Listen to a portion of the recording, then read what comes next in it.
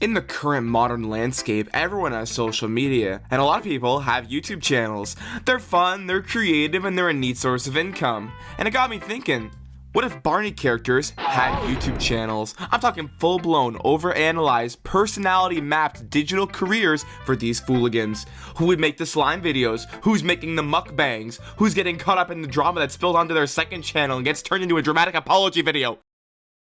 Well, that's something we're here to figure out. Because if Barney has taught us anything, it's that everyone's got something to share. Welcome to the Barney Desk.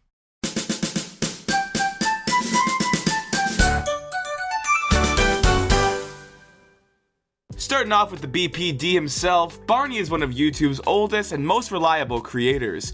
Under the simple username Barney The Dinosaur, he's been on the platform since 2007 and somehow still uploads like it's his full-time job. His channel is aggressively wholesome. Sing-alongs, craft tutorials, storytime skits, and the occasional educational YouTube shorts about brushing your teeth for the right amount of time. He sticks to a strict upload schedule, Tidy Up Tuesdays, Friendship Fridays, and most notably, Barney Says Saturdays, a weekly recap of the news and real-world events, where Barney describes things in the most friendly way possible, such as climate disasters being just a big weather oopsie, and political arguments being just some friends not getting along. He's never been involved in any drama, but there's been a long-running conspiracy theory that he did something to his voice sometime after 2001. Fans claim he doesn't sound the same, and there are entire comment threads breaking down which year he lost the sparkle. Barney has never publicly addressed this. And while he doesn't go viral much anymore, his legacy content still carries weight. His 2-hour compilation of Cleanup Song has over 200 million views and is used in classrooms, daycares, and sometimes in correctional facilities.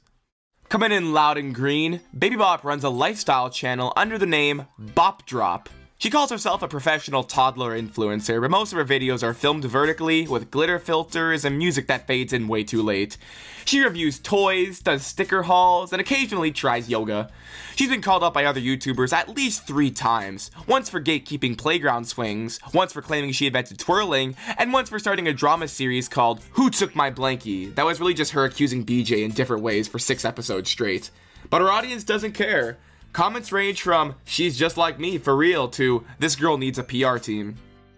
BJ runs a gaming and vlog channel under the name Rumblebutts YT, and his main content is Roblox videos where he yells the entire time. He specializes in obbies, tycoons, and whatever horror game is trending, and yet somehow manages to be annoyed in every single one. This is awful! Ay, ay, ay! If he falls, it's lag. If he loses, someone cheated. If Baby Bop wins, the video ends. He gets interrupted constantly and takes everything way too personally. He once argued with a 9-year-old in the comments who said his maze game had bad structure. He then posted a 4-minute rant titled How to Build Respect. He uploads inconsistently, but says it's because he's grinding IRL. Oh, thanks, guys! His most watched video is Escape the Evil Baby Bop Obby, and the comments are people saying, "She's gonna find this, bro." His thumbnails are all arrows, explosion stickers, and him making shock faces next to a giant toilet or zombie ice cream cone. His intro is just, Did someone say BJ? followed by 5 seconds of trumpet music and complete silence. BJ originally just called his channel Too Cool BJ, but then the fans started calling themselves the Rumblebutts, so he changed his branding. His fans are kind of like a cult. They spam trumpet emojis in other people's comment sections, and BJ sells hats and hoodies with Rumblebutt branding. He also runs a second channel called Captain Pickles TV, where he cosplays as his superhero alter ego. It's mostly backyard skits where he rescues Baby Bop from villains made out of cardboard and pool noodles. One of the episodes was 17 minutes long and it ended with a cliffhanger that most of his fans didn't like. He's also the frontman of a band called BJ and the Rockets, which has a Vivo channel that hasn't been updated in a while but still gets comments like Underrated King and Lil Goats. His biggest scandal though was his public beef with the Wiggles, where after he called them low energy in a Reddit AMA, they clapped back by saying his thumbnails were clickbait. He retaliated with 3 diss tracks, where he dissed Jeff by name and dropped a trumpet solo in the chorus. One of them charted in Finland. Lately, he's been beefing with a channel run by one Sigma the Salamander, who calls himself the Riz King of Roblox, just to kind of piss him off. BJ refuses to say his name, but has tweeted several thinly veiled digs at him. Riff first popped up in the background of a few videos on Barney, BJ, and Baby Bop's channels. He was just kinda there. Nobody really knew who he was, but then he launched his own channel like it was gonna be a big deal. His early uploads were clunky, over-edited, and weirdly loud. People didn't get it, and they didn't try, so the hype died fast, and most people just kind of forgot he existed. However, years later, he rebranded himself as Wowzer Beats, and he's quietly become known as an underground musical genius. He could sample anything, xylophones, door hinges, laundry machines, and turn it into a trap beat. His titles are things like Pink Backpack Loop, 1am, 8mm Playground Draft, or just a date and a color. He sells physical tapes, vinyl, even floppy disk, and they all sell out. Once BJ tried to take credit for one of Riff's beats in a diss track, but then Riff publicly called him out in the comments section. BJ apologized in a pinned reply, but Riff has never let him use a beat again. Also, Riff is my favorite YouTuber. The Backyard Gang run a hype house called Backyard Gang TV. They're just Team 10, but they can sing. It started with Michael, Amy, Adam, Tina, Jason, and Lucy making skits, songs, and imagination vlogs in the yard. It was cute. It was wholesome. It was never gonna stay that way. Michael is the face of the channel. He calls himself the architect of imagination, has a backyard branded water bottle line, and once claimed he revolutionized the concept of lunchbox unboxings. He's also clearly getting older, but just refuses to leave the channel. The drama started when Jason left. He posted a Notes app screenshot saying he no longer supported the direction of the channel. The gang responded with a 12-minute serious sit-down couch video called Backyard Update, where Michael called Jason hard to work with.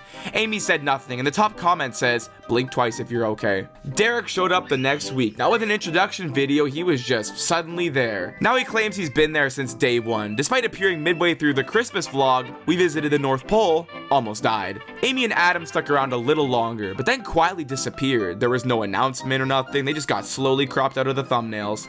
Their last appearance was in Backyard Show 46 rehearsal, where Adam told Michael, maybe we don't need to record everything. It became the most quoted line in the fan base. Michael has never acknowledged it. After that, Michael brought in Min, Kathy, Sean, and Tasha. They were introduced in a soft rebrand video called New Friends, Same Magic. The comments were turned off. Some kid named Jeffrey appeared once in a campfire vlog and was never seen again. There are entire Reddit threads dedicated to him, but the mainstream audience just doesn't care. He's like a ghost with Capri Suns. The gang's most watched video is We Imagined Ourselves Overnight at the Library, Emotional, which was clearly filmed in the afternoon. Lucy fake cries and Derek tries to keep saying catchphrases to get memed, but none of them caught on.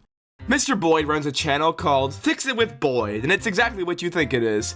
He does home repairs, tool reviews, and occasional tutorials on how to install things the right way, not the shortcut way. He wasn't a big channel at first, just a quiet corner of YouTube for dads, handyman, and the occasional Cub Scout leader. His most watched video is how to fix a leaky hose, which went viral after someone stitched it saying, "This man just taught me more than my father ever did." And now he's super popular with younger audiences because he reminds them of their dad or a neighbor. After that, he began creating weekly check-in videos where he sits in his shed, drinking iced tea, and shares life updates or recounts stories from his younger days.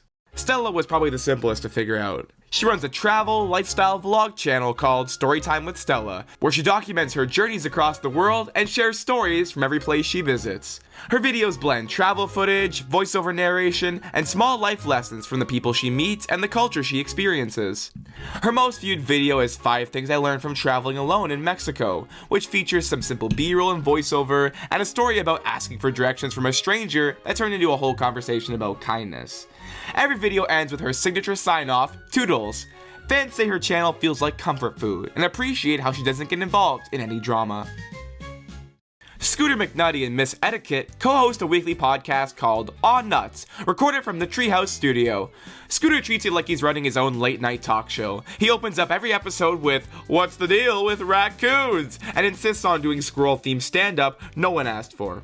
Usually, Miss Etta brings a stack of handwritten discussion topics and tries extremely hard to keep things on track. Their most viewed episode is where Miss Etta attempted to demonstrate proper picnic etiquette, and Scooter accidentally started a turf war with a group of geese. They've occasionally had some guests, like Booker T. Bookworm, who brought his own microphone and left mid-episode to return an overdue book. Mr. Boyd came once to check out the wiring and ended up giving lawn safety tips, and BJ, who wasn't invited, showed up anyway, freestyled over the outro, and plugged his channel 3 separate times. Miss Etta has not recovered. Every episode ends with Scooter telling the audience that they gotta scoot on over to the subscribe button, followed by the sound of something crashing. Professor Tinkerbutt runs an invention channel called Tinker Time, and he acts as if it's a public access show from 1987. He doesn't understand thumbnails, his titles are 30 words long, and he still calls the upload button the magic publish square. He doesn't care about his views, he just really likes building toys that make noise and break in charming ways. His most viewed video is demonstrating the self-playing lullaby violin toy I made in 1994, which does exactly what you'd think it was, with the toy at the end breaking the camera. BJ tried to invite him to his Discord server once, but he thought Discord was a kind of illness and called an ambulance for BJ. Mother Goose started out reading public domain nursery rhymes on her channel, but the videos got like 14 views each. So she rebranded herself as Mother Goose Bumps and is now one of the most respected creepypasta narrators on YouTube.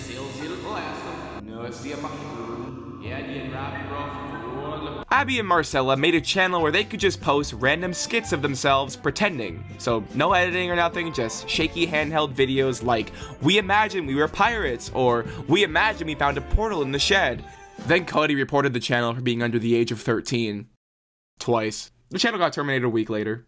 Cody runs a channel called Debunked by Cody, where he debunks conspiracy theories. He's convinced he's the voice of reason in a world gone delusional, as he stands in front of a whiteboard trying to prove his point. His most popular video is of him disproving the logistics of the Barney bag, where he called it an unregulated infinite storage threat. He once got invited to a junior segment on Mythbusters, but wasn't allowed to appear because he tried to disprove Santa Claus during the test interview. He now refers to it as being silenced. He also claimed credit for reporting Abby and Marcella's channel in a now deleted video called Imagination Isn't Evidence.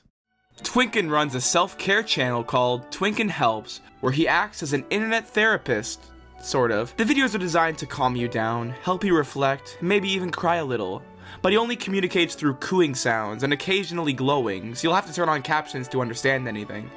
The channel's most viewed video is of him giving you positive affirmations like, "You did your best," and "It wasn't your fault," again only seen through captions, while he sits in a softly lit room for 10 minutes and gentle heart music plays. It has over 6.3 million views, and has been clipped and reposted on TikTok hundreds of times. He accidentally became a meme in 2020 when someone posted, "Why is this Furby helping me through my depressive episode?" And the quote tweet went viral, so now people spam "Therapist Furby" whenever he posts. Booker T Bookworm runs a niche channel called Check It Out, where he posts book reviews, themed reading lists, and softly narrated audiobooks of public domain kid stories. He doesn't chase trends, he uploads when he feels like it. His most viewed video is Books I'd Recommend to My Younger Self, If I Had Hands, which hit 900,000 views after getting featured in a Teacher Weebly blog. He also runs a second channel called Our Friend Booker, where he uploads clean, restored footage of Barney's many adventures over the years. He's the best there is, and he does it just because he wants to, not for the money, not for the credit. In a community full of gatekeeping and overcomplication, Booker just posts the footage and logs off. Backyard Gang Barney runs a react channel called The Real Blue Dog, where he reacts to vintage kids content and talks about what it was like before the purple era. He's now washed up and is trying to profit off his very short moment in the sun.